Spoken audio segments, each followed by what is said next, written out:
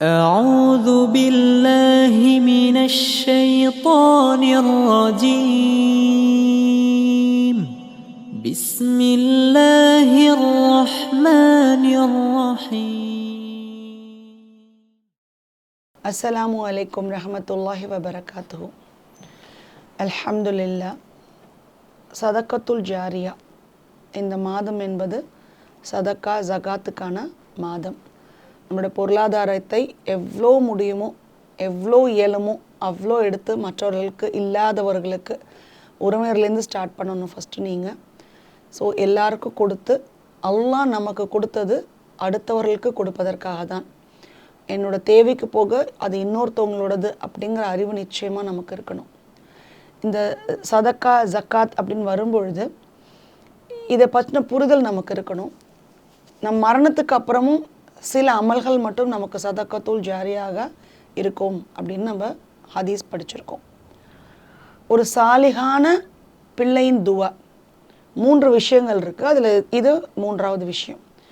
ஒரு சாலிகான பிள்ளையின் பிரார்த்தனை சதக்கத்துல் ஜாரியா, அதாவது மரணத்திற்கு பின்பும் சதக்காவாக நமக்கு தொடரக்கூடிய ஒரு அமல். இந்த சாலிகான பிள்ளைகள் அப்படின்னு வரும்போது ஹதீஸில் பிள்ளைகளின் துவான்னு சொல்லப்படலை, சாலிகான நல்ல பிள்ளைகளின் துவான்னு சொல்லப்பட்டிருக்கு. இந்த நல்ல அப்படிங்கிறதுக்கு கீழே ஒரு கேட்டகரைஸ் பண்ணி பார்த்தோம் அப்படின்னா, ஒரு ஊருக்கும், ஒவ்வொரு மாநிலத்துக்கும், ஒவ்வொரு நாட்டுக்கும் ஒரு கலாச்சாரம் இருக்குது. அந்த கலாச்சாரத்தை தாண்டி இஸ்லாம் போதிக்கிற விஷயங்களை மட்டும்தான் நம்ம முன்னிறுத்த போகிறோம். Because we are all Muslims. நம்ம எந்த நாட்டில் இருந்தாலும், எந்த ஊரில் இருந்தாலும், அது கிராமமாகவே இருந்தாலும் நமக்கு குரான் ஒன்று தான், நம்முடைய இறை தூதர் ஒருத்தவங்க தான், நம்முடைய மார்க்கம் இஸ்லாம் தான். அப்போ இஸ்லாமிய முறையில் நான் என் பிள்ளையை வளர்த்தால் மட்டும்தான் அது எனக்கு சாலிகான பிள்ளையாக வளரும். அப்போ இஸ்லாமிய முறைப்படி பிள்ளை வளர்ப்புனா என்ன, இஸ்லாத்தில் எப்படி பிள்ளையை வளர்க்க சொல்லியிருக்கு? ஏனென்றால் அல்லாஹ் குர்ஆனில் சொல்லி காமிக்கிறான், செல்வங்களும் பிள்ளைகளும் உங்களுடைய சோதனைகள் சொல்கிறான். அதே நேரம் நீங்கள் அதிகம் பாவ மன்னிப்பு தேடுங்கள், உங்களுக்கு மழையை நாம் பொழி வைப்போம், ரிசுக்கை அதிகப்படுத்துவோம், பிள்ளை செல்வத்தை கொடுப்போம். ஒரு இடத்துல செல்வத்தை பிளஸ்ஸிங்காக சொல்கிற அல்லாஹ் இன்னொரு இடத்துல அதை பாவமாக, சோதனையாக சொல்லி காமிக்கிறான். ஒரு இடத்துல வெல்த்து பிளஸ்ஸிங், இன்னொரு இடத்துல சில்ட்ரன் பிளஸ்ஸிங், அதே இன்னொரு இடத்துல வெல்த்து சோதனை, சில்ட்ரன் சோதனை. ஏன் அப்படி அல்லாஹ் சொல்கிறான் அப்படின்னு பரவாயில்ல நிறைய இடங்களில் நான் சொல்லி காமிச்சிருக்கேன். எதுவுமே அளவாக, செல்வம் அளவாக இருக்கும் பொழுது அது நமக்கு பிளஸ்ஸிங்காக இருக்கும். என்கிட்ட ஒரு பொருளாதாரம் கொடுத்துருக்கேன், அந்த பொருளாதாரத்தை நான் எனக்கும் செலவு பண்ணிவிட்டு என்னை சார்ந்தவர்களுக்கும் அதை நான் பயன்படுத்தும் பொழுது எனக்கு ஒரு பிளஸ்ஸிங். ஆனால் அதை நானே வச்சுக்கணும்னு நினச்சாதான் துனியாலையும் கஷ்டம், மறுமையிலையும் கஷ்டம். துனியாலையும் நிறைய ப்ராப்ளம்ஸ் இருக்குது, கவர்மெண்ட் அஃபிஷியல் ப்ராப்ளம்ஸ். அதுக்கு நிறைய பொய் சொல்லணும் அந்த பணத்தை பாதுகாக்க. பொய் இஸ்லாத்தில் அனுமதி கிடையாது. அப்போ இந்த பணத்தை பாதுகாத்துக்காக நான் பொய் மேலே பொய் சொல்லி ஒரு முனாஃபிக்காக மாறி மறுமையில் நான் தோற்று போயிடுவேன். அப்போ இந்த துனியாலையும் நான் ஜெயிக்கணும், மறுமையில் இந்த பொருளாதாரத்தை பற்றி வெற்றி அடையணும்னா என்னோடய தேவைக்கு நான் கண்டிப்பாக பயன்படுத்தணும். இஸ்லாம் வறுமையை சொல்லவே இல்லை. உண்ணுங்கள், பருகுங்கள், வீண் விரயம் செய்யாதீர்கள். நல்லா சாப்பிடணும், நல்லா ட்ரெஸ் பண்ணிக்கணும், நம்மளோட தேவைக்கு நம்ம நல்லா பயன்படுத்திக்கிட்டு தேவைக்கு போக மிச்சம் இருப்பதை என்னை போலவே என்னுடைய சகோதரனும் வாழணும்.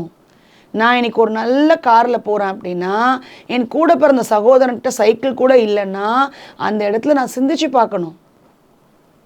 நான் ஒரு நல்ல ஆடை அணிகிறேன், நான் நல்ல வாழ்க்கை வாழ்கிறேன், ஆனால் என்னுடைய உறவினருக்கு அந்த வாழ்க்கை கொடுக்கப்படலை. ஆனால் என்னால் அவங்களுக்கு நான் கொடுத்த ஹெல்ப் பண்ணால் அவங்க நல்ல நிலைமைக்கு வருவாங்கன்னு எனக்கு தெரியும், ஆனாலும் நான் கொடுக்க மாட்டேன். ஏன்? இந்த செல்வத்தை நான் பாதுகாக்கணும். அதுக்கு தான் அல்லாஹ் குர்ஆனில் சொல்கிறான், மனிதன் செல்வம் செல்வம் என்று ஆதமின் மகன் ஓடிக்கொண்டிருக்கிறான், அவன் வாயை மண்ணை தவிர வேறு எதுவும் கவ்வாது. நீங்கள் நல்லா நோட் பண்ணி பாருங்கள், அதிகமான செல்வம் வச்சுருக்கிற எல்லாருமே சொல்லுவாங்க செல்வம் நிம்மதியே கொடுக்கலாம். ஆனால் அந்த செல்வத்தை யாரும் தூக்கி போட தயாராகவே இருக்க மாட்டாங்க. பணக்காரர்கள் எல்லாரும் சொல்லுவாங்க இந்த பணத்தில் இல்லை நிம்மதின்னு, பணத்தில் இல்லை நிம்மதி, நிம்மதி பணம் கிடையாதும்பாங்க. ஆனால் அந்த பணத்தை யாருமே கொடுக்க மாட்டாங்க. மரணிச்சதுக்கு அப்புறம் தத்துவம் சொல்லுவாங்க. அப்போ செல்வம் என்பது சோதனை அளவுக்கு மீறும் பொழுது அப்போ பிள்ளைங்க எப்படி சோதனை ஆவாங்க? அளவுக்கு மீறி குழந்தை வச்சுருந்தா சோதனையா? No, not like that. அளவுக்கு மீறி பாசம் குழந்தைக்கு மேலே வைப்போல நம்ம, அப்போ அவங்க சோதனையாக மாறிடுவாங்க. ஒரு செல்வம் அளவுக்கு மீறி போகும்பொழுது அது நமக்கு சோதனை என்றால், நாம் பெற்ற பிள்ளைகள் மீது அளவுக்கு அதிகமாக நாம் பாசம் வைக்கும்பொழுது நாம் எடுக்கும் அனைத்து முடிவுகளும் பிள்ளைகள் சார்ந்ததாக, அங்கே குர்ஆனு, ஹதீஸு, சுன்னா, அல்லாஹ் எல்லாத்தையும் ஒரு பக்கம் வச்சுக்கிட்டு பிள்ளைக்காகவே இந்த வாழ்க்கை, என் பிள்ளைக்காகவே இந்த தியாகம்னு வாழும்பொழுது அங்கே பிள்ளைகள் நமக்கு சோதனை ஆகிடுவாங்க. இதை இன்னும் விரிவாக பார்க்கணும். ஏனென்றால் இன்ற நவீன காலகட்டத்தில் குழந்தை வளர்ப்பு, அதுவும் இன்றைய இஸ்லாமிய சமுதாயத்தில் குழந்தை வளர்ப்பு என்பது ரொம்ப மிக மோசமான நிலை அடைஞ்சிட்டு இருக்கு. இறை மறுப்பாளர் ஒரு உடும்பு பொந்துக்குள் பூந்தால் அதை இறை நம்பிக்கை கொண்டவனும் அதற்குள் புகுந்து செல்ல பார்ப்பான். அந்த அளவுக்கு இறை மறுப்பாளர்களை காப்பி பண்ணக்கூடியவர்களாக இந்த சமுதாயம் இருக்கும்னு ரசூலா சொல்லியிருக்காங்க. That's true. அதை நம்ம எல்லாம் விட்னஸ் பண்ணுறோம். நம்ம இன்னைக்கு நமக்கு சம்பந்தம் இல்லாத, நமக்கு நம்பிக்கை இல்லாத ஒரு சமுதாய மக்களின் கல்வியின் பின்னால் நம்ம ஓடிக்கிட்டே இருக்கோம்.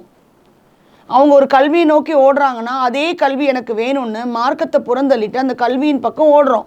அது எதுக்காக அந்த கல்வியின் பக்கம் ஓடுறோம்? எனக்கு கிடைக்காது, என் பிள்ளைக்கு கிடைக்கணும்.